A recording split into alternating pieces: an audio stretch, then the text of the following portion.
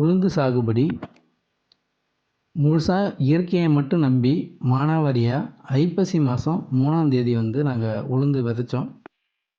மொத்தமாக 3 ஏக்கரில் வந்து நாங்கள் உளுந்து விதைச்சிருக்கோம். அதில் 2 ஏக்கர் வந்து பலாங்கன்று வச்சுருக்கோம். இன்னொரு 1 ஏக்கரில் மலைவேம்பு வந்து சாகுபடி செஞ்சிட்ருக்கோம்.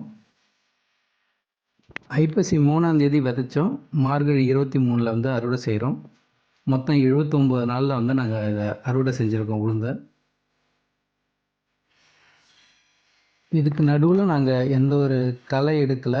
பூச்சி விரட்டியோ இல்லை வளர்ச்சிக்கியோ நான் வந்து எதுவுமே கொடுக்கல. நாங்கள் அருவா வச்சு நம்ம அறுத்து எடுக்கும் போது வேர் முடிச்சுகள் எல்லாமே வந்து மண்ணிலே தங்கிடும். இதனால் நம்ம வந்து அடுத்து செய்ய போகிற பயிருக்கு வந்து சத்துக்கள் வந்து எளிதில் கிடைக்கும். அறுவடை வந்து நாங்கள் செஞ்சு முடித்ததுக்கப்புறம் தான் நிறையா கஷ்டங்களை வந்து நாங்கள் ஃபேஸ் பண்ணோம். என்னென்னா சரியாக வெயில் அடிக்கலை, மழை வந்து அப்பப்போ போனதுனால அதை அடித்து தூற்றி எடுக்கிறதுக்கு கிட்டத்தட்ட 10 நாள் ஆகிடுச்சு எங்களுக்கு. அதனால் ஆள் கூலியே போன வருஷத்தை விட இந்த வருஷம் வந்து 5000 ரூபாய் வந்து அதிகமாகிடுச்சு.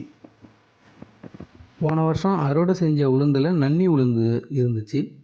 ஆனால் இந்த வருஷம் வந்து பார்த்திங்கன்னா உளுந்து எல்லாமே வந்து நல்ல உளுந்தாக முழுப்பாக கருப்பாக இருந்துச்சு.